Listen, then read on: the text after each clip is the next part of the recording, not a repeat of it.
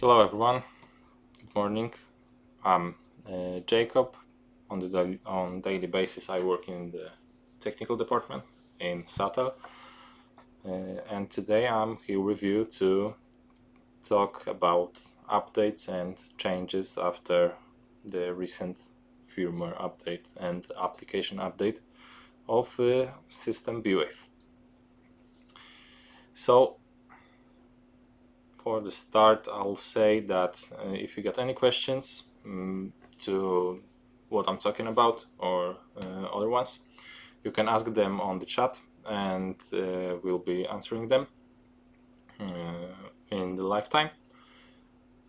So if anything, just ask in the chat. I won't be answering them to you directly, but somebody on the chat will answer you there. So just write on the chat and you'll receive a response on the chat also. So for the start, I will be supporting myself with the newest changelog that is on our support site. You can find it in the homepage of support, release notes, and the newest one, most recent one. So from the beginning, what you see here is that the firmware of hub was updated from 1.2.4 to 1.3.0. B-Wave app for Android and also for iOS was updated from B-Wave 1.1.5, I think, to 1.2.0 for both of the operating systems. And also new thing is the B-Wave Soft 1.0.0, and it's the completely new software, so it's the first version of it, and I will be using that to show all of you the functions in B-Wave, the new things, the changes. So I'll start off showing you the software. So this is how the software looks.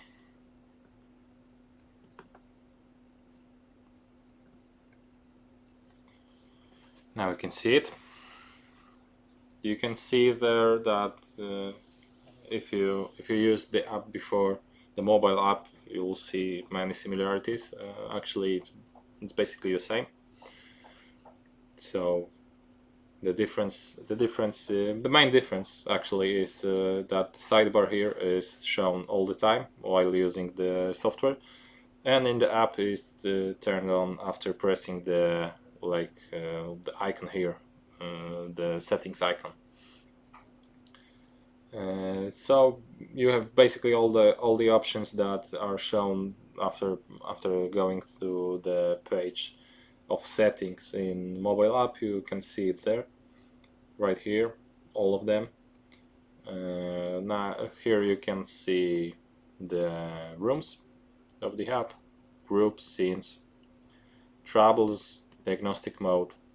So basically everything is the same in the mobile app, and that's why I'll show you the changes using the B-Wave soft, and in the same time you'll see how it works, how it looks.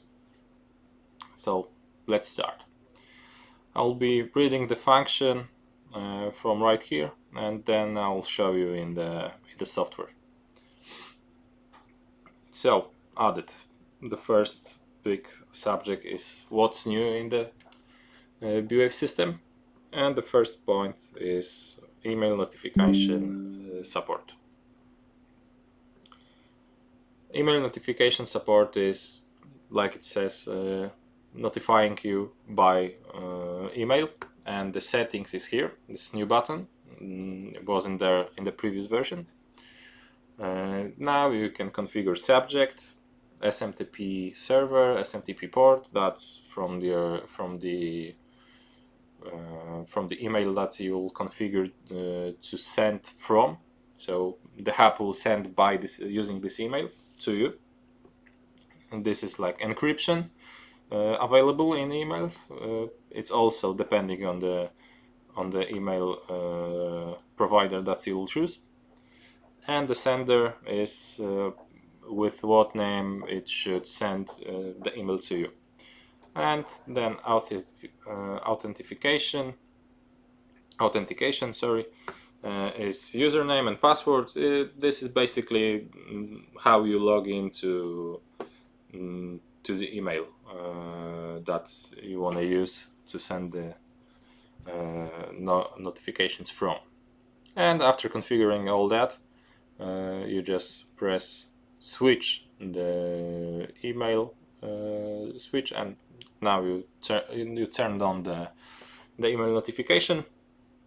And to receive the emails, you'll need to go to my profile, notifications, just like before, and here you got all push notifications. If you'll have the plus version of the app, you'll also have SMS and clip notifications. And right here you can see the email notification switch. You put your email that you want to receive the notifications on, so your personal email, right here, and here you just check the boxes, check the events that you want to receive the notifications from. So the main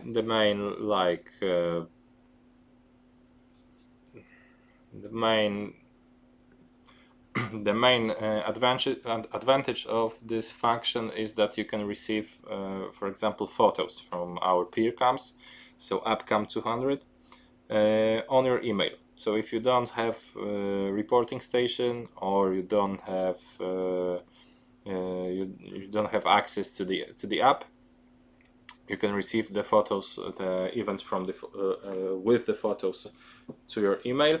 And this is like second way of securing your app. So if it's stolen, or if something is going on with the reporting station, or you don't have it at all and the app is stolen, you still have the photos sent, because they are sent automatically and in the same time that are taken.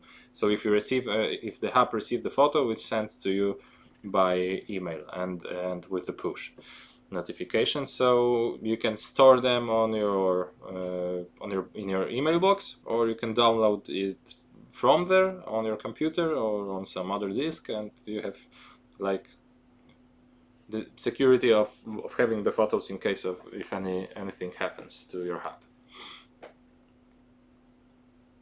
And that's it for the email notifications. Another thing is virtual IP devices support, and here you got IP zones and IP outputs. So this is not IP zones only, it's like two-way communication. So you can send, and you can also receive the HTTP command. So I'll quickly show you how to add. I will turn off the diagnostic mode. I will show you, because I have added one IP device, but I'll add another one.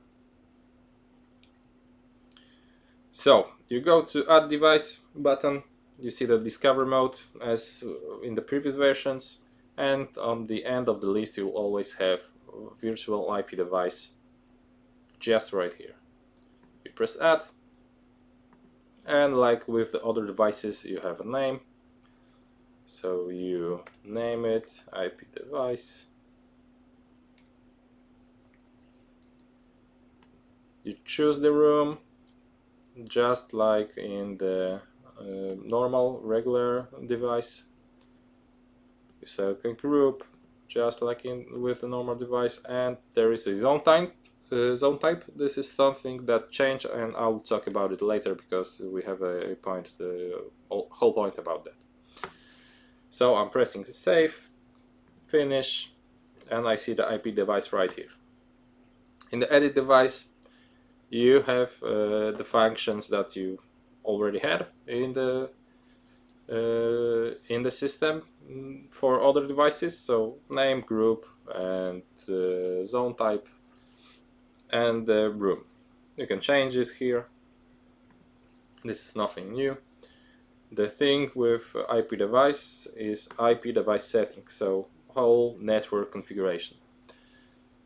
When you switch the IP device to on, you can see here first 2 points is communication lost time and HTTP keep live request. These two things are attached to each other. They depend on each other because the communication lost time, for example, let's put 8 seconds here. Let's put loss request here, and this is simply to like it says to the keep live request. So asking if the device is working. So you set on the other device that to send every 8 seconds or every 8 seconds or less to send loss command on the IP address of the hub. And also right here I'll tell you that the port of IP zones is always is presetted, and it's always 5000.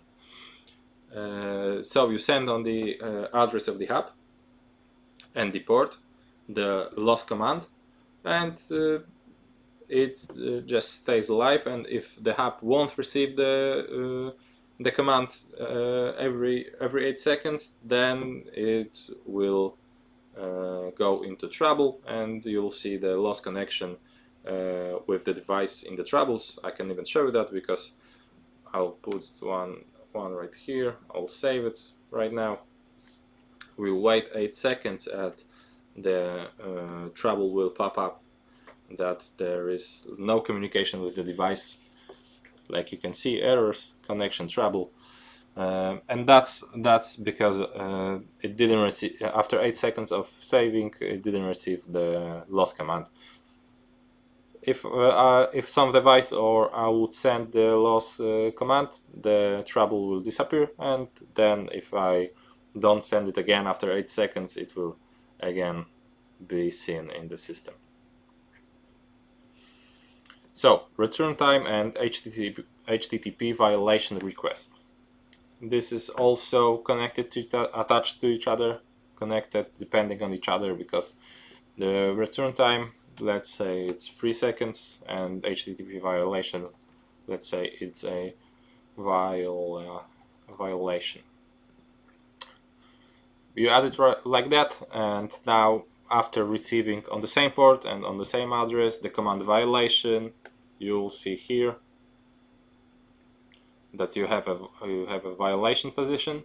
I save it so the trouble went off, but it will appear soon. The violation here, the dot right here and here, you will see it turning blue after receiving the command violation from other device on the IP address of the hub, and it will turn off. So the end of violation will be performed after 3 seconds, because I configured 3 seconds for it. And this is for the part of IP zone. And let's go to the IP output then. In the IP output, you configure the IP address of the device that you want to send the command to. So it's not really presetted. You need to configure it yourself. IP output, IP output address and port. So this means I will send after turning on or turning off the output, I'll send on this exact IP address. The hub will send, and this is like another thing that you can set HTTP output off request and on request. So actually you are sending commands, either the output is turning off or turning on. You can use one of it or both of them. So let's say it's off, actually, off, and this will say on. And I'm saving it, and you can see that after I configured IP of the output and the request, I have right now the switch here. So when I turn on the output, the command of turning on the output, so on, was sent to the address I configured there. And when I'm turning it off, the command of turning off, so off, was sent on the IP address that I configured in the device IP settings. And that's it basically, from the device only, and it can be used for some kind of integration with other devices, because you can receive the commands from it and you can send commands to it. So for example, with the ETHM and Integra, you can violate the zone in Integra from the B-Wave.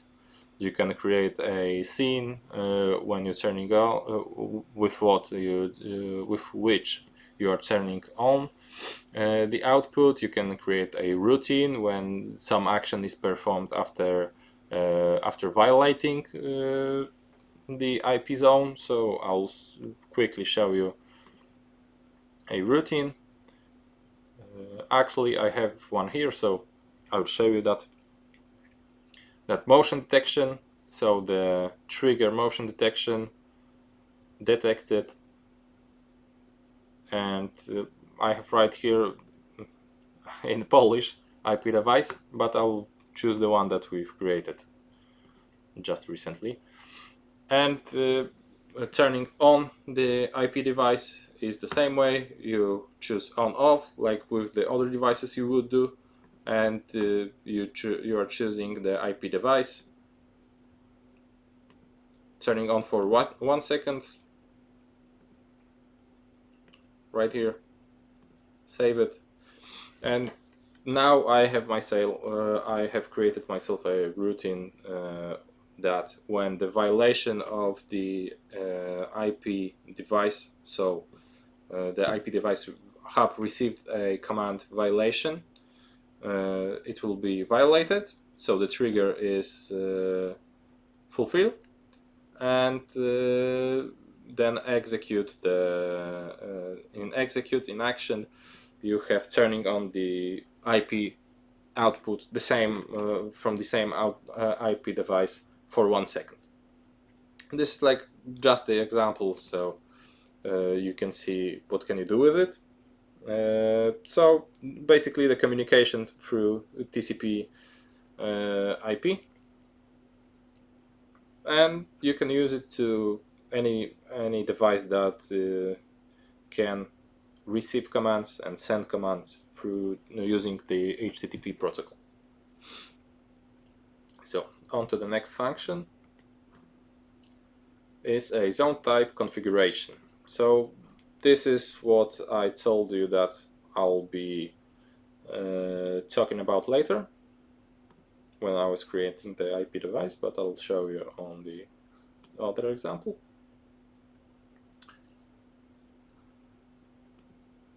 Let's say it says doors. So, but basically it's a multi-purpose detector. So AXD 200, and while editing devices or adding them, you will see if the violation is there. You will see that you have new selection, new option there. So the entry exit delay time, entry exit zone type. After confirming it, you'll see the entry exit delay to be configured right here, and with the instant zone type you don't have it. In the previous versions the time was right here always to configure it, and when you configured it, then the zone automatically became an entry exit. Right now it's seen only after choosing this exact zone type, and it just simply means that if you configure the entry exit zone type, you'll have the entry exit delay time to be configured, and if you configure it after arming the system, it will not arm in the same time, in the same moment, but it will wait the exit delay. So in my case 15 seconds, and then the system will arm. And if the system is armed and you violate this detector with this zone type, you will have the entry delay performed in the system.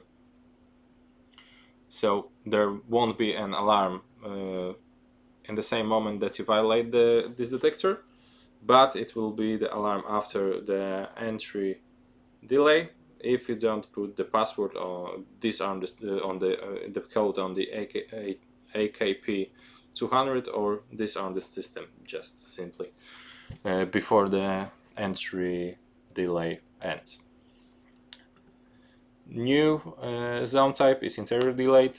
There it wasn't there in the previous versions, so it also have the delay time, but it changes his name into delay time, not entry exit delay. You can configure it, and this zone is to be used if you have some zone that you violate in the system before being able to get to your keypad or before you disarm the system, but you don't want it to perform the entry delay, so you want it to act like instant. But if there is a entry time counted in the system, then it will be delayed on its own delay time. So basically the scenario is you violate the entry exit zone, the entry time while the system is armed, the entry time is being performed, is being counted. Then you violate the interior delay detector and the system is still being armed because the time is counting. Then the alarm is not sent from this detector, but the delay starts. And after the delay, if you don't disarm the system, you will have the alarm. And if you have the system armed and there's no violation of the entry exit, so the time is not counted, the interior delay will act like instant zone type, so it will be instantly alarming the system after violating it. 24 hours audible alarm is something that was there before. It was performed by switching the option 24 armed 24 hours. And it acts like that if you don't have the system, excuse me, regardless of the system state, so armed or not armed, the violation of this kind of zone will always be followed up by a loud alarm on the sirens, on the keypad, and in the app. No alarm actions is the zone type which, after violating it, regardless of the system state, you will not have an alarm ever. So using for automation only. 24 hours silent alarm is something that wasn't there for the zone types. So basically, after violating this kind of zone, you have event in the event log named silent alarm, and if you have a reporting station configured, you have event center that there was a silent alarm in the system, but no notification and no alarm on the keypads, on the sirens, or in the app. 24 hours panic alarm, it's similar to silent one. You have the panic alarm sent to the reporting station in the event log, it's a panic alarm, not a silent panic or silent alarm, but you have also an alarm on sirens, on keypads, and in the app, and notification also. Medical alarm is a loud alarm, but with the different code. So in terms of reporting, or in the event log, you will see other name.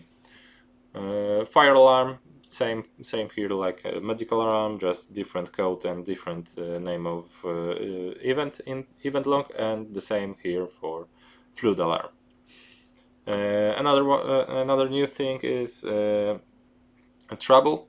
The zone type trouble gives us a possibility that after violating this kind of zone, you will have a trouble in the system. So trouble for this zone, and you will see the trouble in the system. You will receive the notification that there is a trouble. You will see another trouble right here, for example, just after violating it. And when the violating will be ended, then the trouble will disappear automatically. Or if you have a grade 2 option, it will stay there until you clear the memory of troubles. Okay, and that's it for the zone type configuration options. Another thing with configuration is new device output operation mode configuration options in the, well, basically in the all devices with output. So 2-channel relay, multi-extender, mini multi-extender, and smart plug. You will see new options to configure. Previously it was only switch B. I'll try to find some device to show you.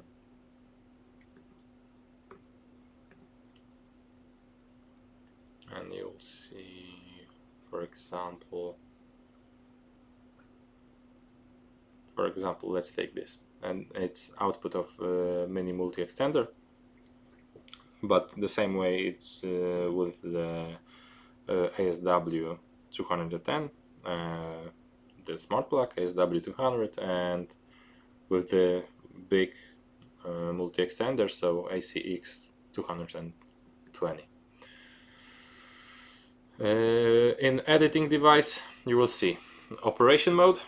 This right here was previously there, this wasn't there. So in the operation mode, there always was a B switch. It was hidden, but it was always a B switch. Right now, you can see that there is an alarm, operation mode, mono switch, thermostat cooling, thermostat heating. Basically all of the functions there is to create a more suitable functions of the output depending on to what device it's connected. And from the top, it's an alarm. So basically, if the alarm is in the system, then the output is turned on. You can also set the time that is turned on for.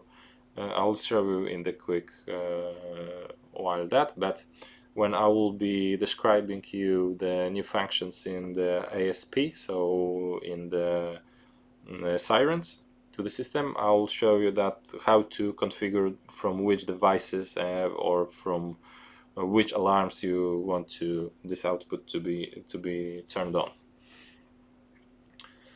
Mono switch, because B switch is just simply turning on and turning off. This was there before. Mono switch is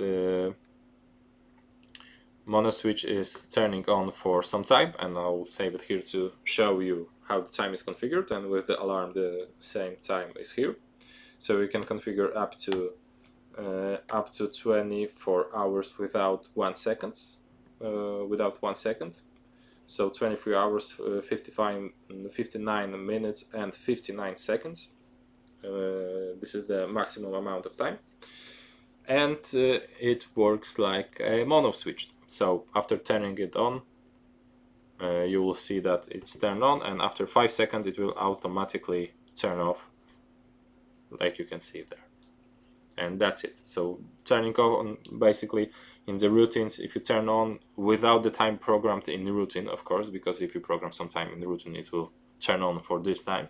But without any additional programming, you can turn it on for 5 seconds, and from the widget, like for example from here, you can turn it on for, oh, this is not this output, sorry,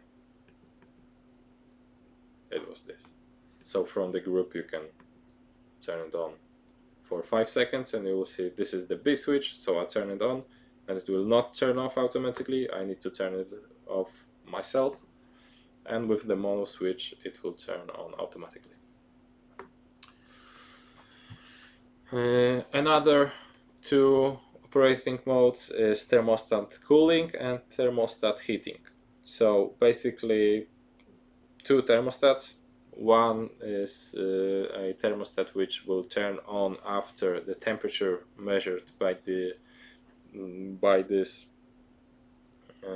device. Well, not this device, but the device will configure to measure the temperature. So once again, after the temperature will rise up beyond the preset, the threshold that we set for this device, the device will turn on and it will be connected to some kind of AC or something, and it will cool down the place. And thermostat heating works other way around. So if the temperature will go below the threshold, will reach the level below the threshold, it will turn on the output of this device. So I'll quickly show you how it's configured.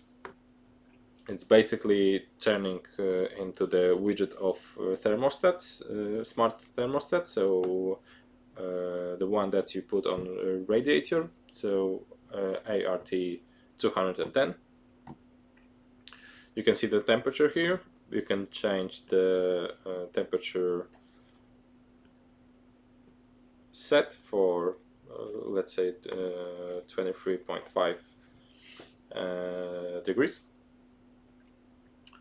You can also choose between 3 operating modes,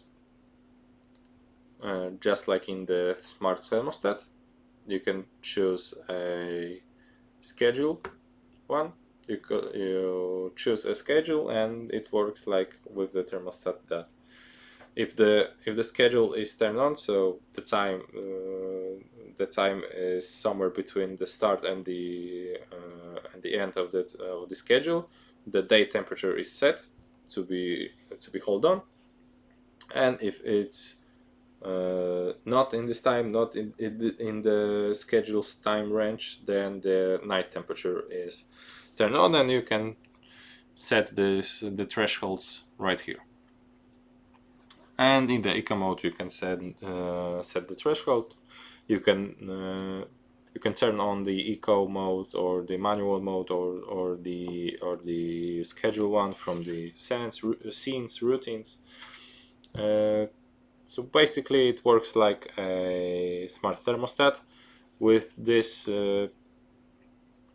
difference that right here you'll have either 0 or 100%, because there's no thermostat, no valve to be opened, because this is simply like turning on and turning off the output for in this case from the ACX. So just basically from the ACX, the shorting the common ground with the output. So the common ground is appearing on the output when it's turned on. But you can connect it to ASW and have like a smart valve there on 230 volts, and it can open your valve from like floor heating, for example. Right here you have a boost time from the scene routine or from the widget for the configured time. Temperature correction, simply if you have the detector near to the window or near to the something that's something that generates heat, then you can just correct it by your chosen amount of degrees. Temperature sensor, because these devices that can now operate as thermostat has not built-in temperature sensor, so you have to always choose one. For example, I will choose the AFD. You will see the temperature measurement right here of this device after some time, of course, because I just chosen it. You can see the temperature here. You can see the thermostat is turned on because I have thermostat cooling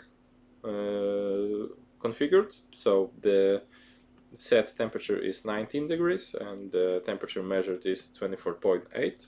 So it's higher than the set temperature. So it's trying to cool down. And right here you can see that the thing that I was talking about. So 100%. It means simply just that the output is turned on. Hysteresis is a thing that if the temperature will rise up from the lower than 19, so for example from 18 degrees to 19, the thermostat will not be turned on yet, but after reaching 21 in this configuration, because you have 2 Celsius degrees hysteresis. And the same way, sorry, I closed all of it. And the same way with the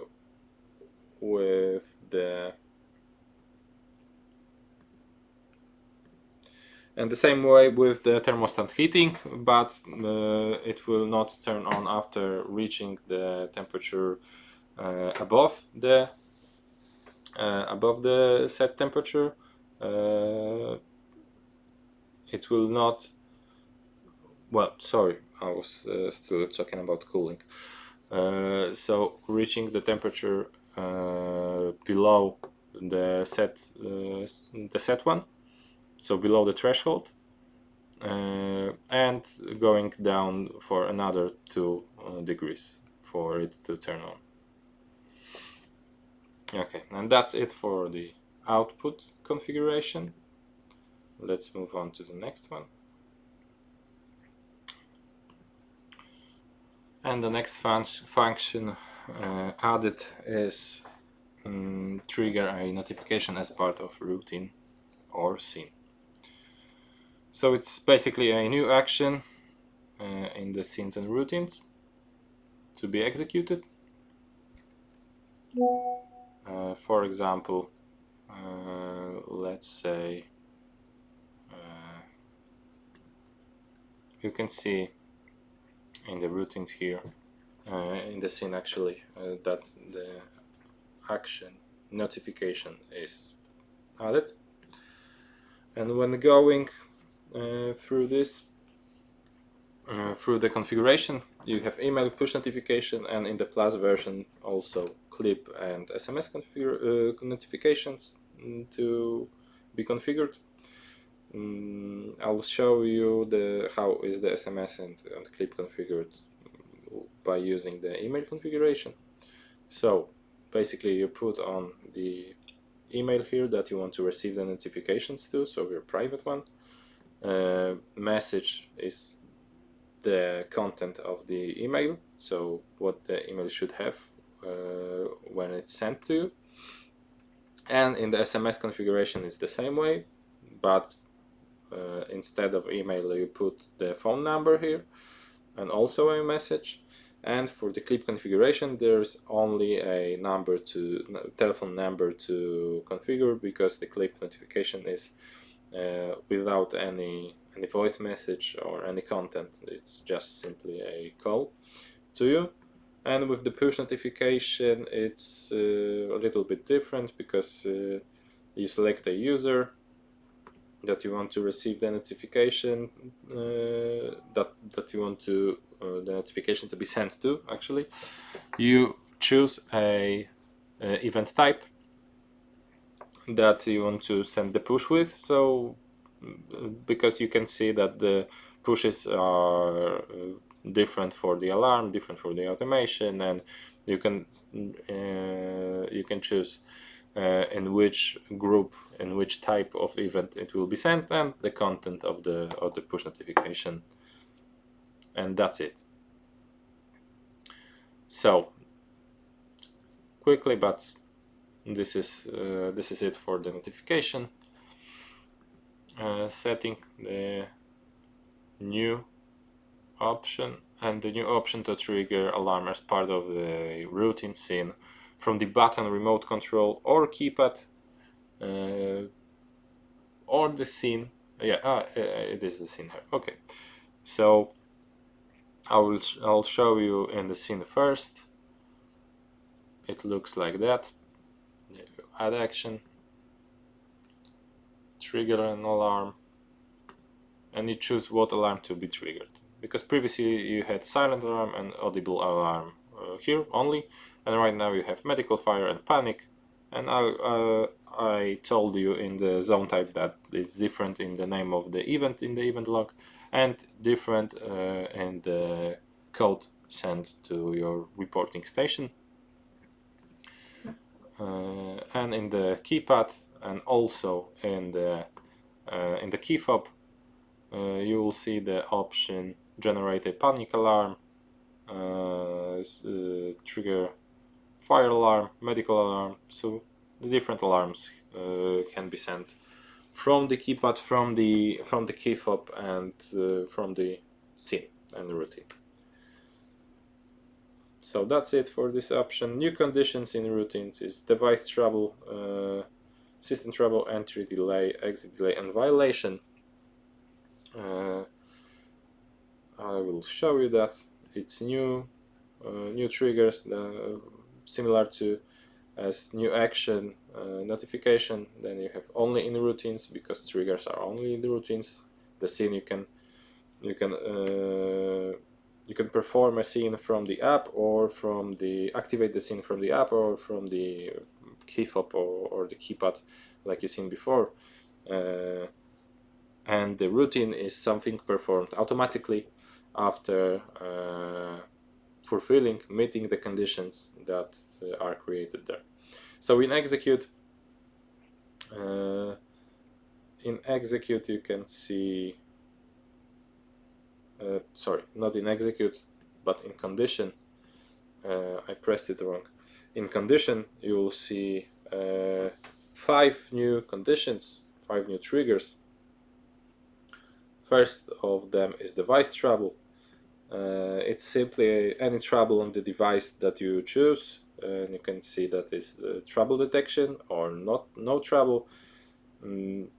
For example, trouble detection from keypad is when the keypad has any kind of trouble, even open and closure, loss of communication with the hub, any kind of trouble for the keypad will fulfill the condition, the trigger, and it will trigger an action configured in the routine.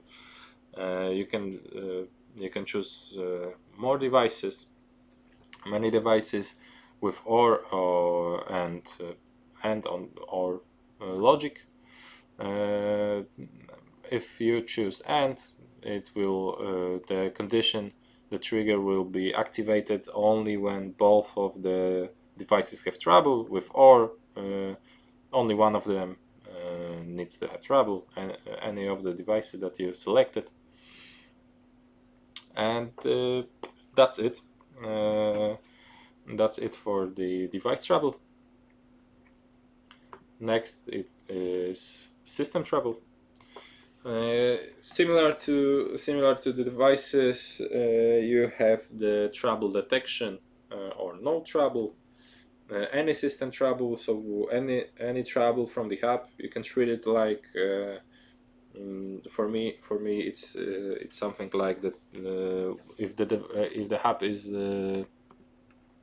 sorry, If the hub is a device, then the troubles from it are to be chosen right here, and you can choose, like it is right now, any system trouble, or you can choose any trouble from the list.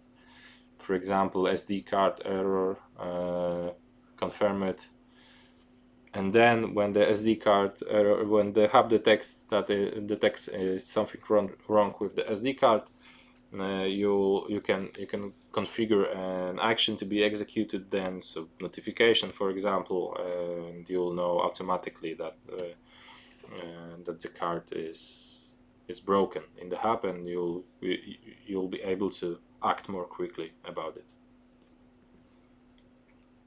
Another one, it's entry delay and exit delay. Configuration of those two is the same. So I will show you the entry delay configuration.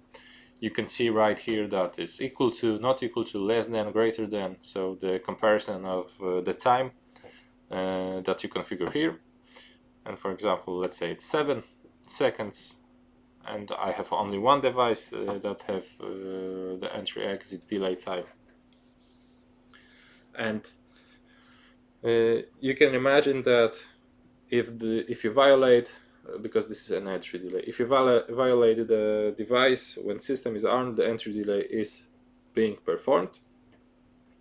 And for example, you don't have keypad in the system, and you forget to disarm your system, but it's counting, and it will show you that you didn't disarm the system. For example, it will turn on something that you want to, that you'll see that after entering your home, that you didn't disarm the system, and you can quickly disarm it before an alarm will go on. And in this scenario, this thing will happen when the entry delay will be counted down to exact 7 seconds, and it will blink something for 1 second. It can do anything after you create a whole routine to be executed.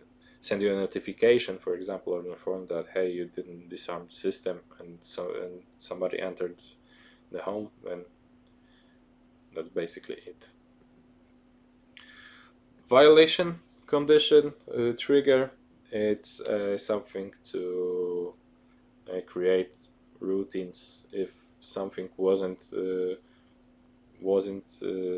the cycle violated or not violated. So basically, in one trigger you have a switch no violation. If you check it, enable it, you will be searching for no violation of the selected device. So you can configure up to 7 days, and let's say it's greater than 7 days, and it's this detector, it is opening detector. So basically it works like that. The trigger is activated, the condition is being fulfilled after 7 days of no violation. So for example, it was a violation right now, the counter is started, so the time is counting up to 7 days, and after the time will reach 7 days and 1 second, because we have greater than, after 7 days and 1 second, the condition will be fulfilled, and it can turn on any action you'll have configured to execute. You can look at this, like for example, to verify if something was performed in the system after every set time, or you can, for example, use it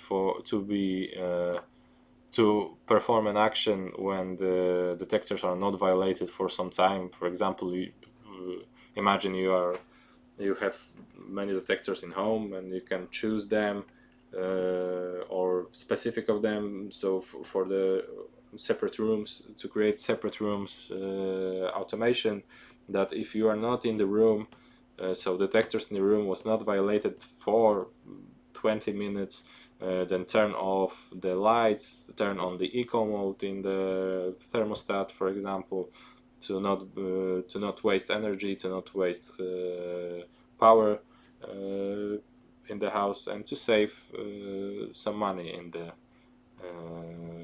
last. Okay, that's it for new conditions in routines. And option and another thing, option to disable entry-exit delay support in arming mode settings. It's something new. You can see it in the configuration of arming modes. You can see the modes that are right here. Let's say we have some detectors on the first floor and on the second floor, and you want to arm the first floor when you are going to sleep, because you sleep on the second floor, of course, and you don't want to entry or exit delay to be performed after violating those detectors or after turning on the arming mode. So you just simply disable the switch. You put here night mode, for example. You choose, let's say that this is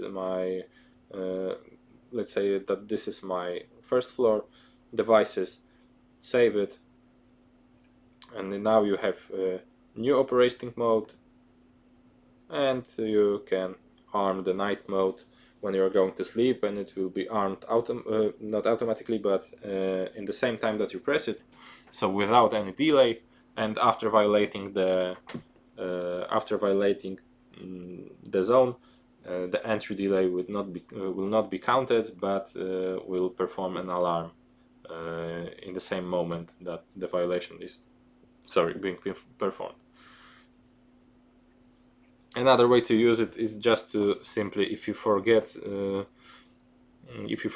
arm your system when you are going out from the home, you can create a mode without it, name it full arming without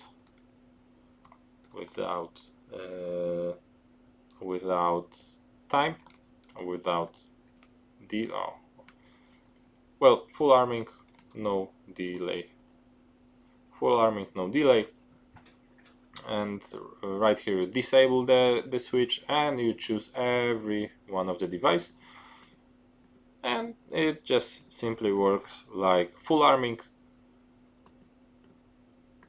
It just works like full arming, but without the time, so without the delay. So you don't really want a delay when you are out of home already.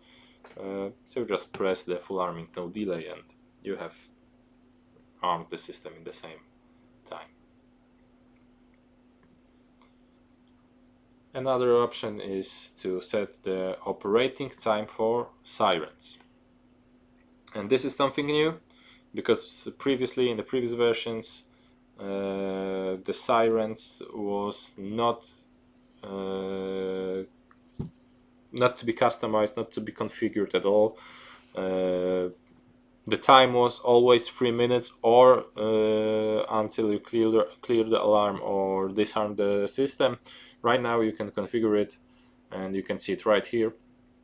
Turning on and turning off the optical signaling is still there. If you disable or enable this switch, it means that you want to use or not use this type of signaling. And right here you have an operation period. If you configure 0, it will be 3 minutes like it was in the previous version. If you configure 30 seconds, it will be 30 seconds for optical signaling, for example. And the same way with the acoustic signaling. You can see that I'm not able to configure the time, because I have not turn on the acoustic signaling, but right now I can put it there. So that's it, and I think the next point of the changelog of the release note is that you can select an alarm source for the sirens, and also, if you remember, I was talking about it while talking about the alarm mode from the outputs. You can select an alarm source for the alarm output or for the sirens, and it looks exactly the same for both of the devices. So you can see an alarm source right here. This is something that it wasn't there before. Previously it worked always like that in this configuration, but right now you can disable every alarm if you don't select any of the other sources. It will automatically enable alarm signaling, and right now in this state the siren is used only for scenes or routines. But if you select a system alarm, for example, it means that if the alarm is performed from a scene, from a routine, or from the opening of the hub's enclosure, if the alarm is caused because of that, then the siren will go off with the meeting the configuration that you performed, so with the time and with the exact signaling that you configured for the siren to be turned on when the alarm is there. You can also choose a device, so any device in the system, not depending on the rooms, not depending on the mode, just simply devices. You can choose either one device that you want the alarm to be performed on the siren. So it's like that. You can pick all of them, you can pick one of them. The rooms, so if any device in the room is causing an alarm in the system, then the siren will go off. For example, if any device in the boiler room will cause alarm in the system, then this exact siren will be turned on for the time and with the signaling that you configured previously. Arming mode. It's from the arming modes, as you can see, those are the modes that are here. So if you arm the system in full arming, but you have chosen in the alarm source only one of them. So for example, in the night mode, so only detectors on the first floor, but the alarm was from the detector on the second floor, then the siren won't go off at all. And I think that's it for this function. So it's all for the alarm source choosing, alarm source configuring. And let's go to the another function. It's option to disable the tamper for tamper contact in devices. You can simply just, I'll show you. If you are,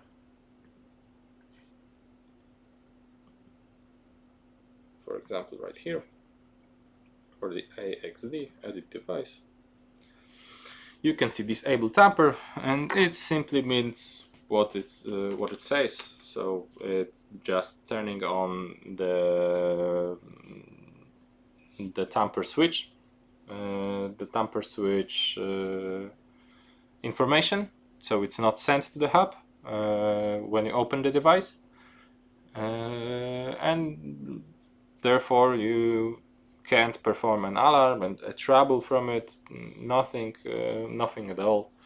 So it can be used, for example, if you have ACX in the same box connected to the same control switch of the output that you often open. You can just disable the alarm and don't have an information that you have that the tamper was opened, because it's not really tamper, for example.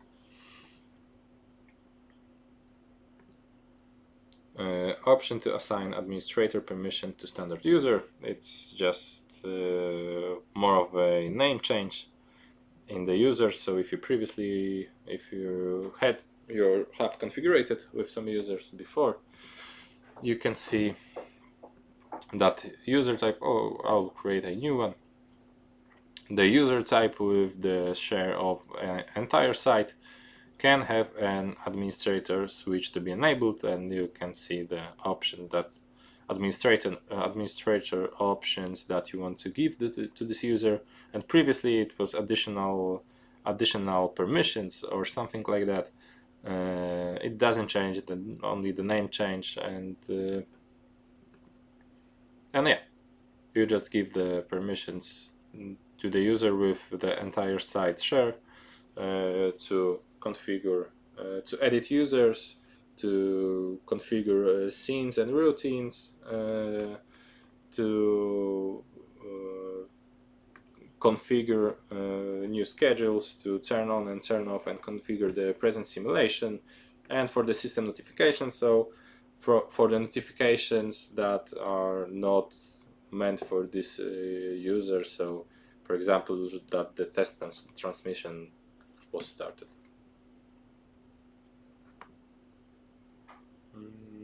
Another thing is automatic labeling of user devices, smartphone, tablet, etc. with the editing option. This is something that wasn't there before. This is like a usability feature because in the user you can see the devices right here. It's a mobile devices. One is iPhone, one is probably some app with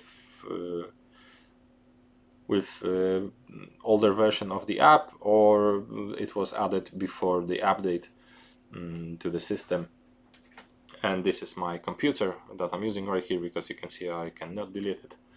And it's just simply usable because you can add here the name old phone. Well, I won't be knowing that it is an old phone. So let's say this is 123 phone, and I'm not using it already in the system, and I want to add a new device, so I can simply just delete this device, and after deleting it I have new space for the new device, because for example it was my 5th device and I wasn't able to add more.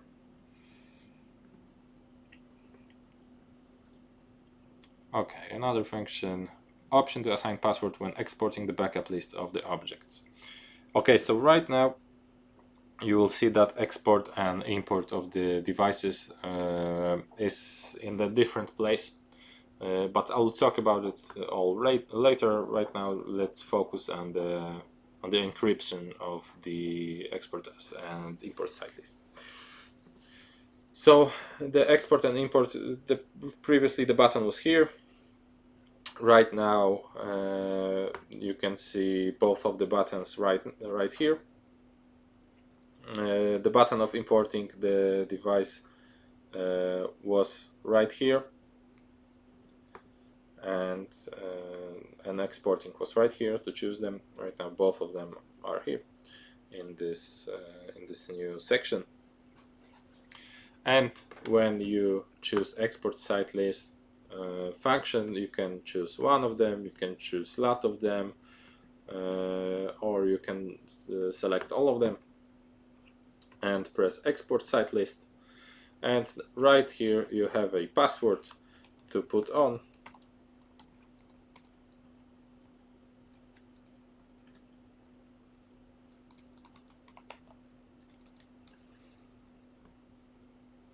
You can see the password.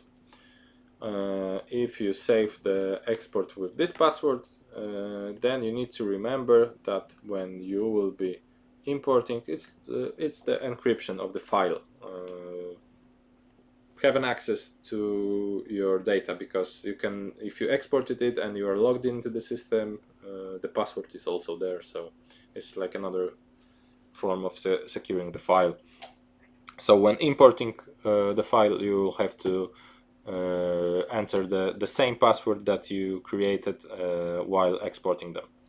And that's it.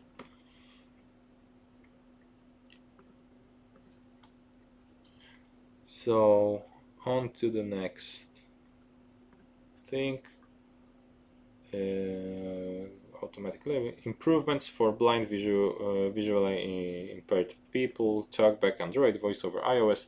It will be also in the desktop version, because I think you can see that when I'm using a keypad, a keyboard, then you can see that the orange thing is popping up on the window, and it's just simply for them, for the Windows to see that it needs to read this. But in the iOS and in the Android it works already, and you can use it by using the software built in your iOS or Android that give you the opportunity to use the phone with some kind of gestures, and it's reading to you out loud the thing that you are currently have chosen. Well, I think the people that use the phone with TalkBack and the voiceover will know how to use it, and the B-Wave also have it, so it supports the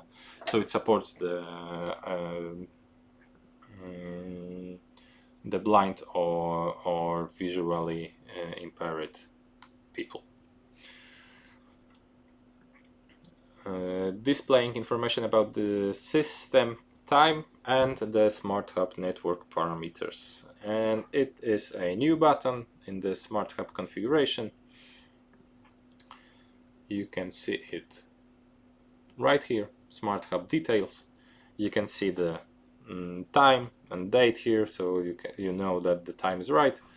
The M&E, well, mine is zeros because I have a test version of app. Your will be the same that on the packaging of the app, so you don't need to save your packaging. You can just throw it out and see the M&E here. If in case of any service needed, or if you want to check your guarantee, you can go right here and see the M&E. Hardware type, in my case, it's Smart Hub LV Plus. It's a low voltage one. You will see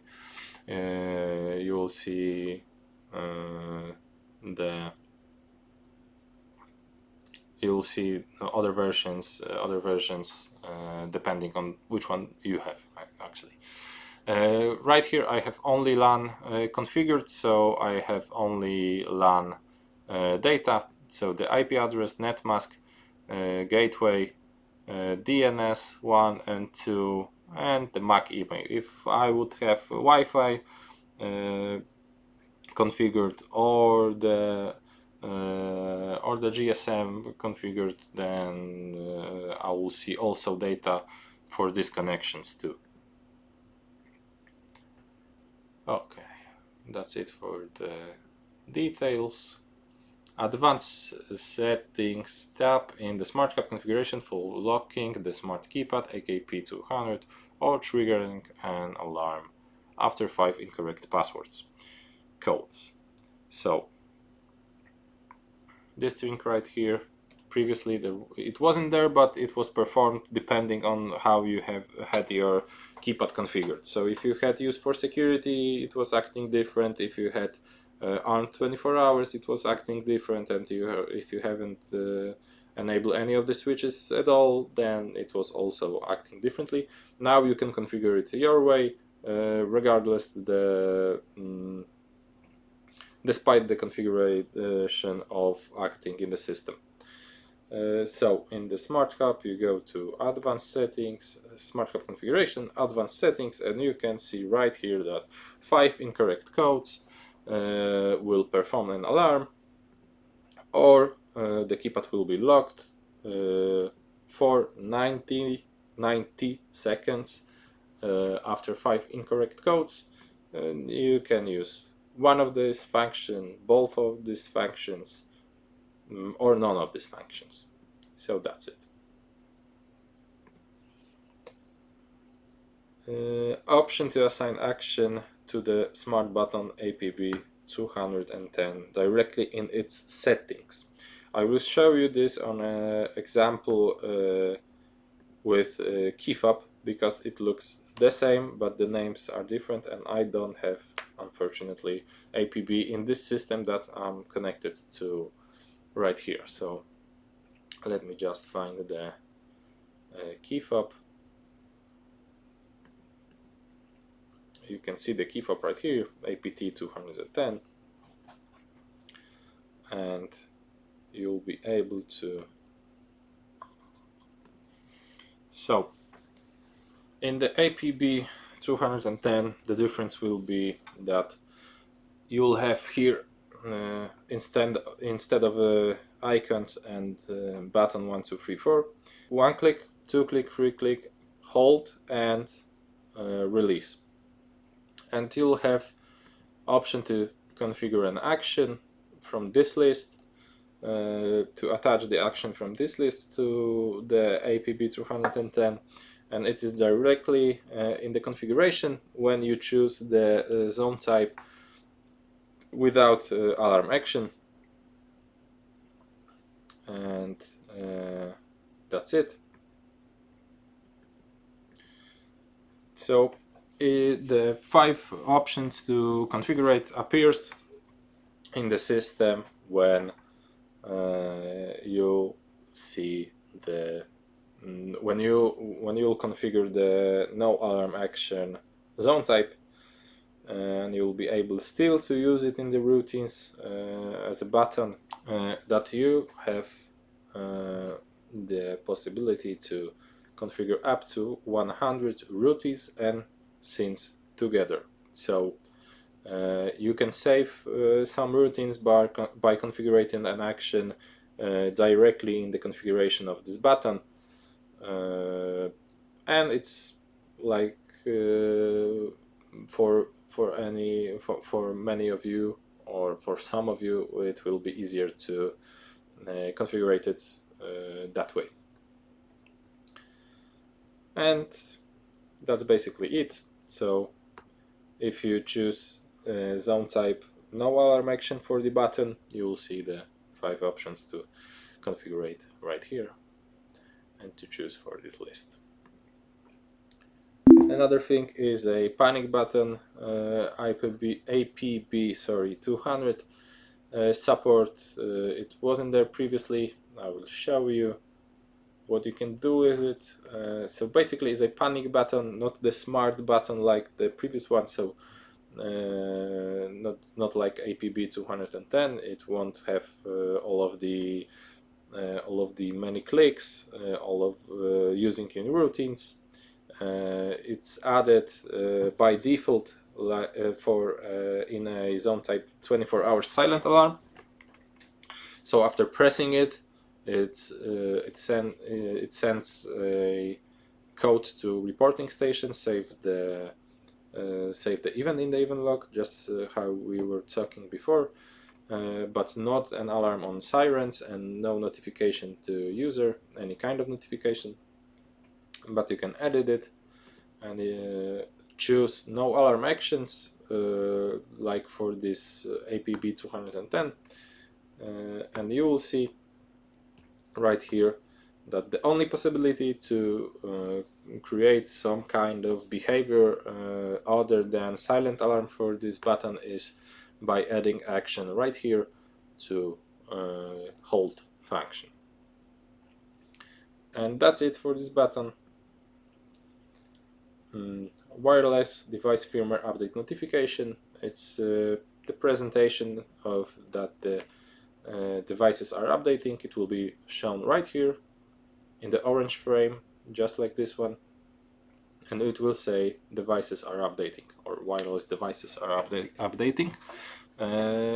And it's simply for the diagnostic reasons, because if the devices are updating and some devices are act strange, you can always go into the diagnostic mode and see if this is not the device that is updating, that acts weird.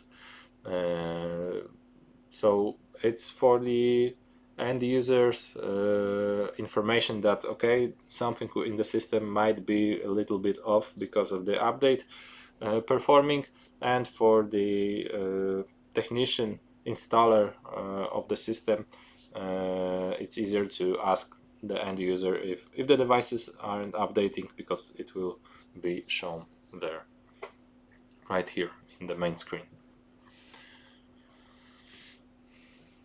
And another thing, the last one from added, is option to enter monitoring numbers for rooms. As you probably know, the numbers for the devices that you have right here, you can configure it, and with this number, the code of event will be sent to the reporting station, and to recognize which device is it. So basically, the same thing is now added to room in the, sorry, I was maybe a bit too quick. In the edit the room button, you can see name and system number. You can configure the numbers from 0 to 99. The rooms in the system available to be created is the number of rooms is 50. So you won't use every of the number, but it's simply for the recognition of the room that is being armed, or the alarm is being performed. You can treat it like a partition if you know our previous system, like Integra or Perfecta. So it will be for the reporting purpose only, and that's it. But I will quickly just describe to you how it works. So right now, every arming in the system is sent with the number 0. So if anything is being armed, for example, if it is with the partition number 0 on the monitoring station, and if you program it, program right here some different number for the specific room, on the reporting station, you will see that the number is well, in this case 88, that this room is being armed, and it will go to with every room that has a programmed number. And one thing to say is that if the room hasn't been configured with any number, or has a number 0, then it won't be a separate event on the reporting station. It will be in the event with 00, so with this general one. That's it for the numbers, and that's how we gone through all of the new things. If you got any questions, I just kindly remind you that you can ask them in the chat. And let's go on to what's improved. So things that been here but are working better right now. So communication during local connection with the smart hub and reconnecting to the system, those are strictly communication improvements. This is just things to communicate with the hub better with your phone. So no loading, no problem with switching from the local to remote connection. So no, when you switch, when you are connected through the server, so from the external network, and then you come into the net to the same, you connect with your phone to the same network that the hub works in, and then you switch the addresses to local one. And it was sometimes it happened to be difficult for some users.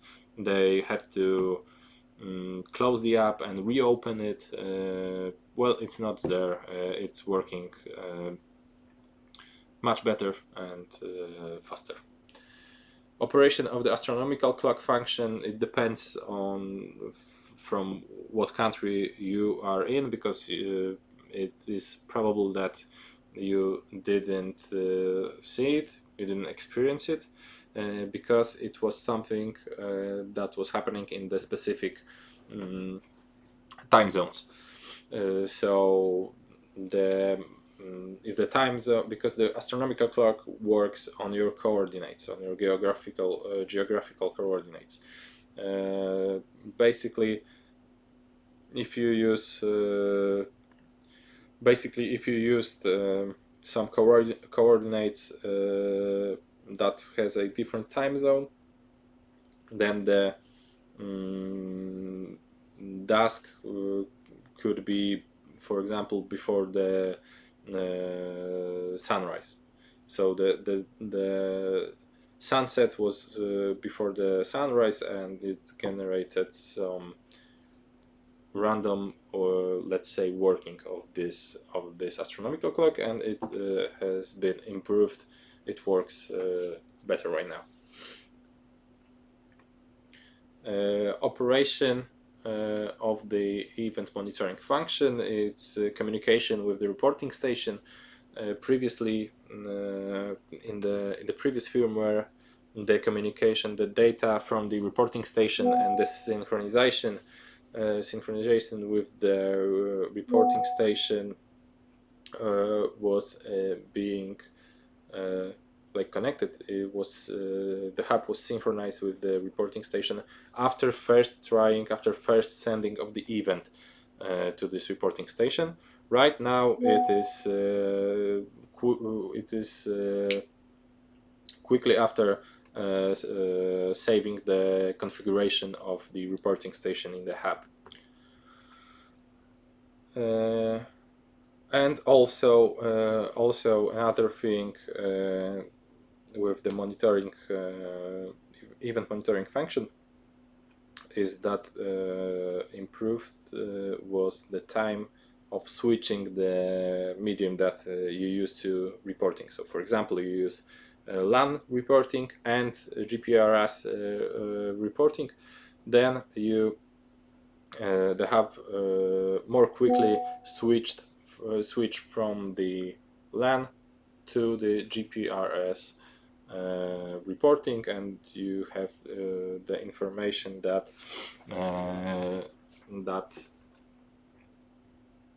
that something went wrong with the LAN more quickly on the reporting station, just like that.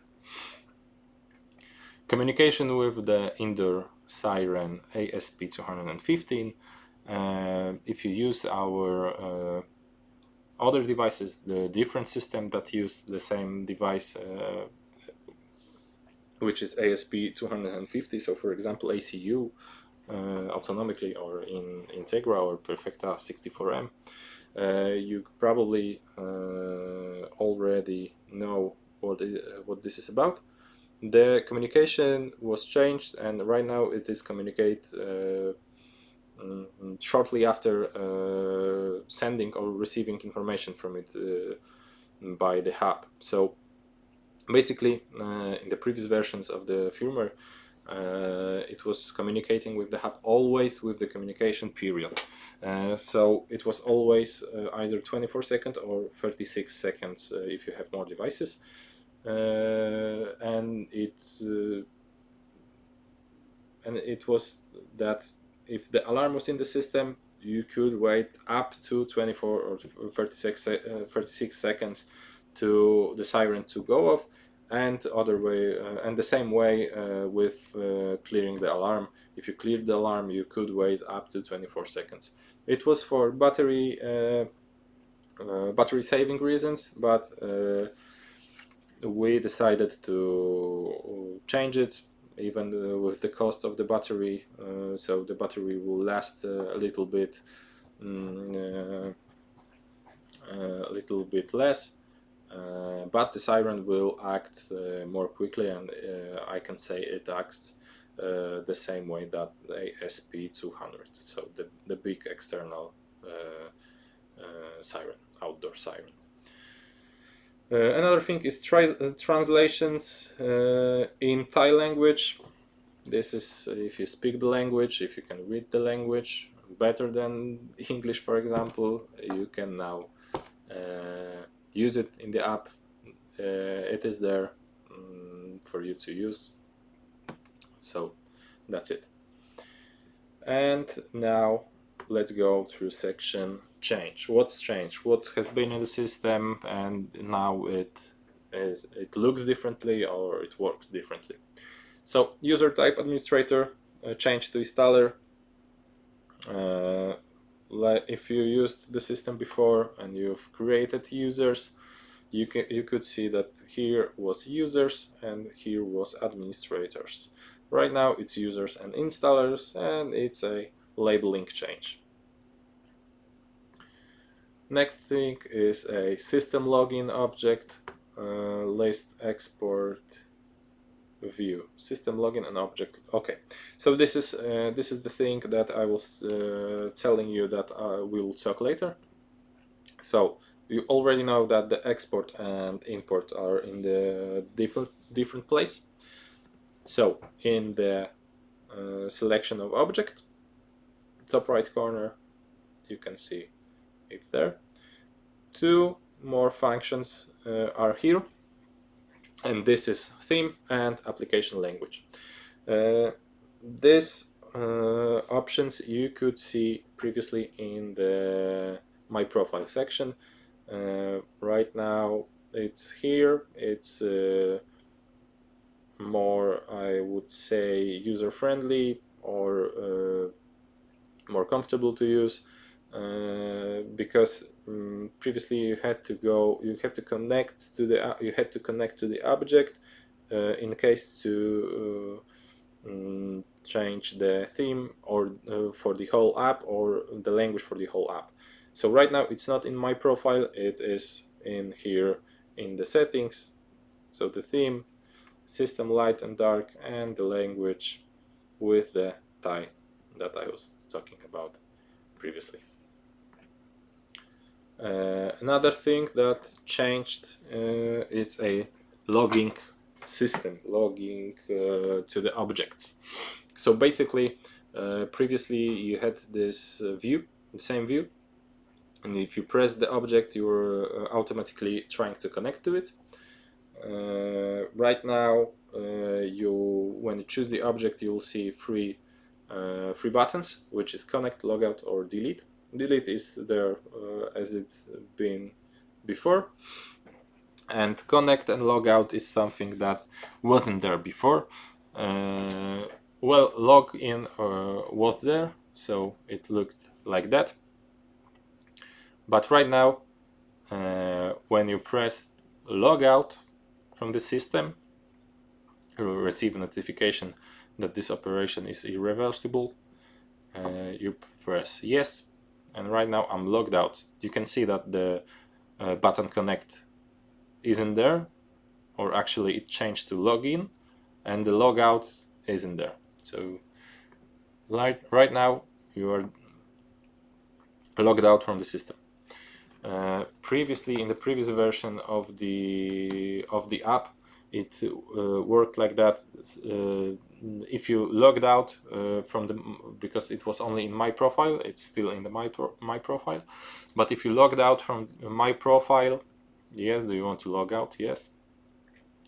You was logged out from all of the system, and also if you logged in, you was logged in to all of the system. Right now, if you log out from the system, from My Profile or from this view that you see right now, you are logged out only from this particular system that you have selected.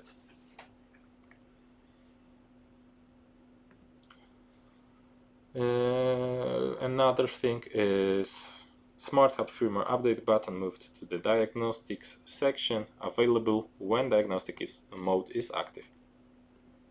Basically, is the change of positioning the button only. I'll quickly show you where it was and where it is right now when you connect to the system. Previously, when the update was there, because I have most recent version right now, previously when you had update available, you would see in the orange frame somewhere around here between those options, update the system, I think above the SATEL server connection. Right now it won't be there even if I would have older version of firmware, because it is moved to diagnostic mode.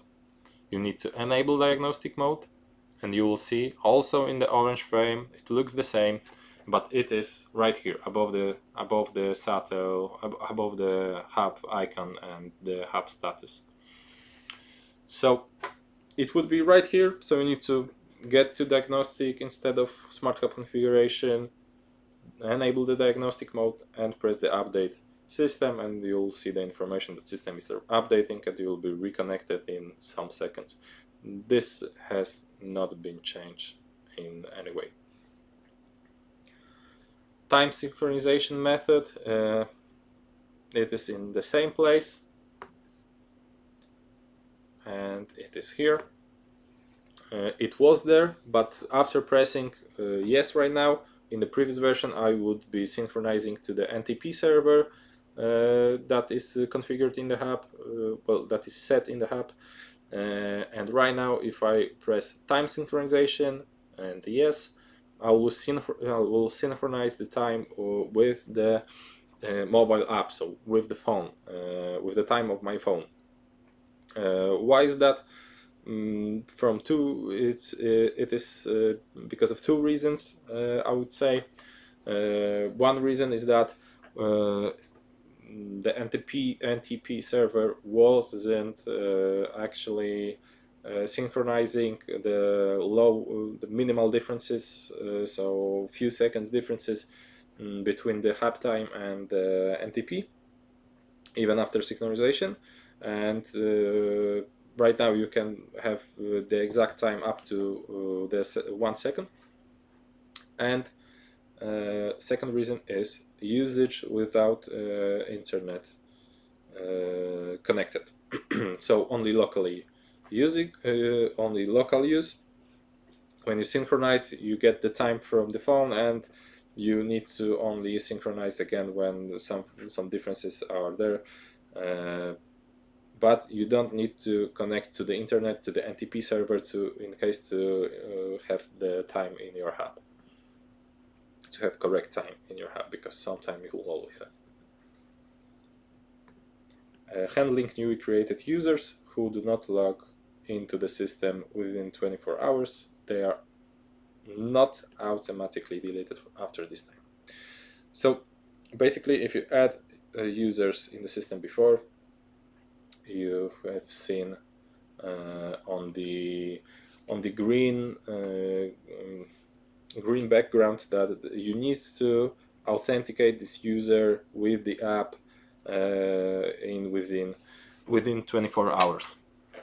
It meant that simply that you have to connect, you have to log in on this user. You need to create a password for this user to use the app within 24 hours time from creating, and if not, it was deleted from the system. Right now it's not deleted from the system, it stays there even if you don't authenticate it with the app.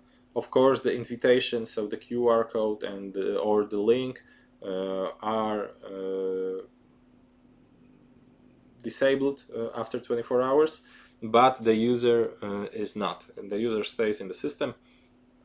And the reason for that is for the users that don't use the app. but use, for example, keypad. So